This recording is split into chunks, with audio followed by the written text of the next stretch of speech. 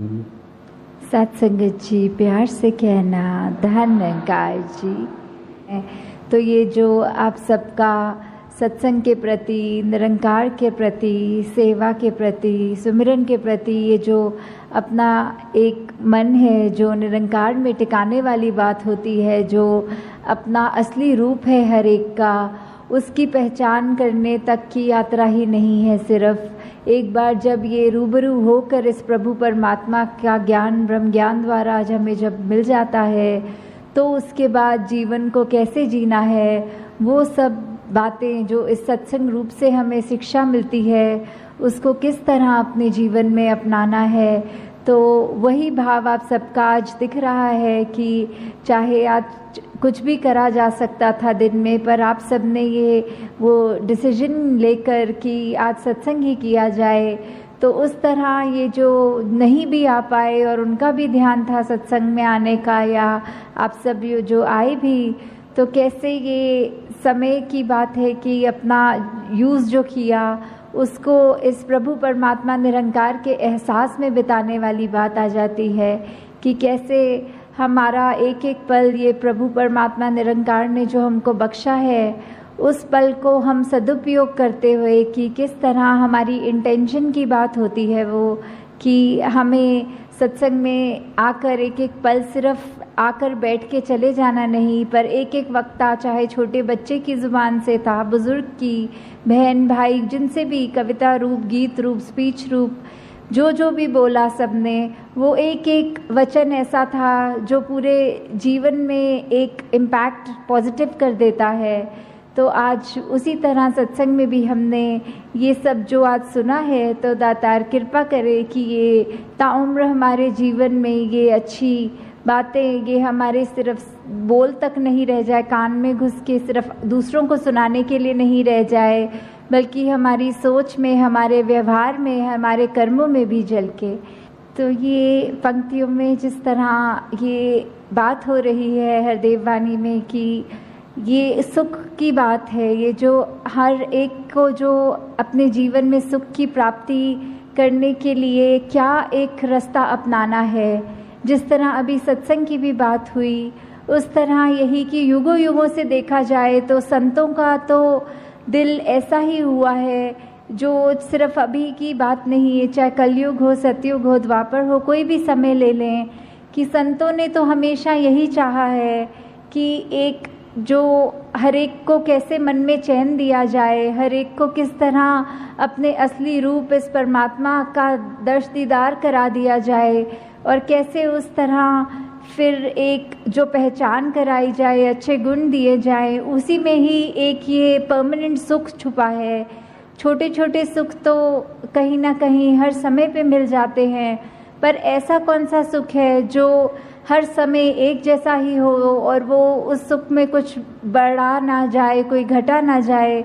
तो वो वाला सुख जो एक ब्लिस की अवस्था होती है, जो एक चैन से भी ऊपर उठ के, खुशी से भी ऊपर उठ के जो वो सुख है, तो वो सुख सिर्फ तभी मिल सकता है जब हम संतों का संग कर लेंगे। कि संतों का जब तक संग हमारे जीवन में आएगा नहीं, तब तक हम कैसे अपने जीवन को उस मुकाम तक लेकर जाना संभव नहीं होता, क्योंकि संत ही हैं जो हमको प्रेरणा देते हैं हमारे जीवन को सुधारने के लिए। और एक बार हमें वो जब पता लग जाता है कि ये क्या सच्चाई है, तो हम अपने जीवन में एक वो परमानेंट सुख, एक जो हर समय रहने वाला सुख, उसको प्राप्त कर लेते हैं। हाँ जी। भला सोचते जो औरों का खुद अच्छे बन जाते हैं, सच्चाई के साथ रहें तो खुद सच्चे बन जाते हैं। तो ये सच्चाई जो हमेशा के लिए ही सच्चाई है, जैसे कोई सच्चाइयाँ ऐसी हैं जो अभी हैं, कुछ पल के बाद नहीं है। जैसे अभी अगर रात्रि का समय है तो कुछ घंटों के बाद वो झूठ हो जाएगा, क्योंकि वो दिन हो जाएगा। तो ऐसे कुछ सच्चाइयाँ कुछ समय के लिए रहने वाली सच्चाइयों की यहाँ बात नहीं हो रही।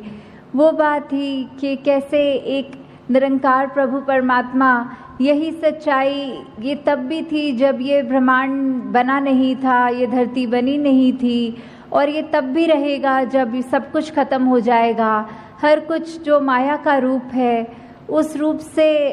हटकर जो भी है वो सब निरंकार है, वही एक ही सच्चाई है, कायम दायम रहने वाली सच्चाई।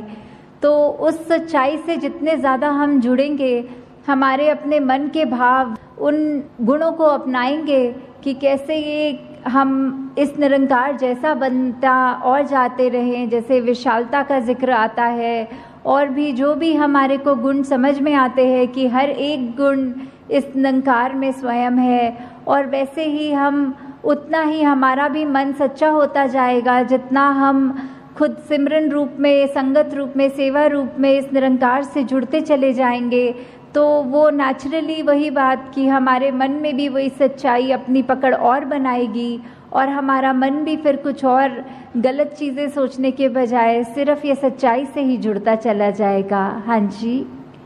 सब कुछ पीछे रह जाता है, नेकी ही संग जाती है, मालिक की दरगाह में जाकर नेकी काम आती है जी। तो ये वाली जो हमारा जीवन काल मिला है, इसमें हमको जहाँ कर्म करने की पूरी आज़ादी है, वहाँ ये जो नेकी की बात आ रही है, जो नेकी की शिक्षा दी जा रही है कि हमने अगर ये अब सच्चाई को जान भी लिया तो उसके बाद भी हमारा जीवन कैसे होना चाहिए। हमारे मन के भावों से ही ये बात शुरू होती है कि हम अगर अपने मन में ये सिखलाइयों को, जो एक ह्यूमन वैल्यूज़ होती हैं, ये एक दूसरे की हित रखना, एक दूसरे को खुशी देना,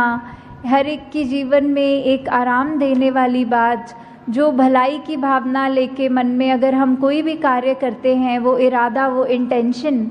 वो ही बहुत मायने रखता है। कि कर्म से पहले तो वो हमारी इंटेंशन की बात है कि कर्म तो फिर भी बाद में करेंगे, पहले तो उसको सोचना ही, वहीं से ये यात्रा शुरू है। तो ये नेकी करने की बात कि जितना हम जीवन में निरंकार से जुड़े रहेंगे, उतने ही हमारे कर्म कुछ भी गलत हमसे नहीं करवाएंगे। हम खुद वो चेतन अवस्था में रह कर कि निरंकार हर समय है, प्रभु परमात्मा हर समय हमें देख रहा है, तो कुछ जानबूझकर तो गलती नहीं कर पाएंगे। और वही बात कि मन में सिर्फ अच्छाई जब रहेगी तो ये नेकी का रास्ता लेके हम ना कि सिर्फ अपना ही जीवन संवारेंगे, पर औरों के लिए भी, उनके जीवन में भी हम और उनको भी खुशी दे सकेंगे। और यही नेकी है जो हमारे साथ सदैव हमारे जीवन काल में, जहाँ हमारे को एक अच्छा जीवन जीने की कला बख्शेगी, और वही बाद में भी जहाँ वो परमात्मा की दरगाह वाली बात है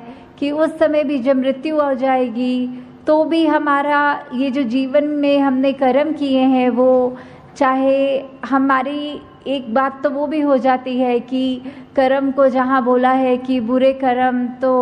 एक अलग तरह की बेड़ी है और ये अच्छे कर्म चाहे सोने की बेड़ी है। तो जहाँ वो बात भी है कि कर्म हम अगर सोचें कि हम खुद कर रहे हैं, तो उसको अगर अच्छा करें या बुरा करें तो वो एक बैगेज साथ लेके चलने वाली बात हो जाती है। पर जब हमने पहले ही प्रण में जहाँ ये तन मन धन को सरेंडर वाली बात, ये समर्पित कर दिया इस परमात्मा के आगे कि सब जो बख्शा है उसी का है, तो ये ख्याल भी और ये कर्म भी जो भी हमारी तो कोई औकात नहीं कि करें। तो जब उस भाव से हम रहेंगे और हमारे अच्छे कर्म हमसे होते जाएंगे, तो फिर वही बात है, वही कर्म है जो आगे हमारे मृत्यु के समय भी हमारे साथ जो आगे जाएंगे। हाँ जी। कभी किसी का बुरा सोचना सबसे बुरी बुराई है, कहे हर देव भला कर सबका, इसमें तेरी भलाई है जी। तो ये सरबत के भले वाली बात कि हर एक में कोई फ़र्क ना करते हुए कि ये भलाई की भाव जब मन में है, ये मन में जो रोशनी जग गई है, तो फिर उस रोशनी ने कोई पार्शियलिटी नहीं करनी, कोई ऐसा नहीं सोचना कि सिर्फ इस व्यक्ति के लिए ही रोशनी है, इस व्यक्ति के लिए अंधेरा है। तो वो जब रोशनी जगी है तो वो हर एक बराबर है, आगे हर एक को ही उतना ही दिखना है। तो हमने भी अपने नज़र में कोई फ़र्क नहीं करना। वो भाई कन्हैया वाली सेवा भक्ति की बात कि जहाँ युद्ध के मैदान में जब उनसे भी पूछा गया कि आपने ये सेवा रूप में पानी पिलाना है, तो उन्होंने कोई फ़र्क नहीं किया कि ये हमारी सेना है और ये दुश्मन की सेना है। उनको भी वही भाव लगा कि सभी अपने हैं। ये जो अपनापन, ये जो